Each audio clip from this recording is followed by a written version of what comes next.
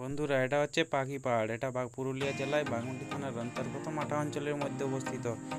এই পাহাড়ের মধ্যে অসংখ্য পশু পাখির ছবি খোদাই করা রয়েছে।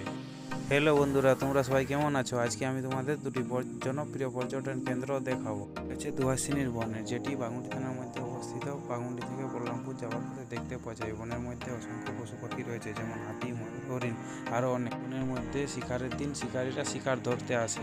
এই গাছগুলির পেছনে যে পাহাড়টি দেখতে পাচ্ছ, সেটি হচ্ছে পাখি পাহাড়। পাখি পাহাড় পুরুলিয়া জেলায় বাঘমুন্ডি থানার মধ্যে অবস্থিত। পাখি পাহাড়ের উচ্চতা 2342 ফুট বা 712 মিটার। এটি একটি মাঝারি উচ্চতার পাহাড়। এই পাহাড়ে অনেক পশু পাখির ছবি পাথরের মধ্যে খোদাই করে দেখতে পাওয়া যায়। এখান থেকে পাহাড়টি স্পষ্টভাবে দেখতে পাওয়া যাচ্ছে। দেখুন, এটা দেখে মনে হচ্ছে যে দুটি পাহাড়ের মাঝে সূর্য উঠেছে।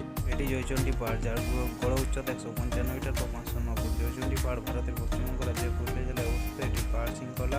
এটি বেশ কয়েকটি পাহাড় নিয়ে গঠিত। পুরুলিয়া জেলায় রঘুনাথপুর মহকুমা শহর রঘুনাথপুর থেকে 3 কিলোমিটার দূরে অবস্থিত। পুরুলিয়া বরাকর রোডের ধারে অবস্থিত জয়চণ্ডী পাহাড় একটি পর্যটন কেন্দ্র এবং পর্বতারোহণ শিক্ষা কেন্দ্র।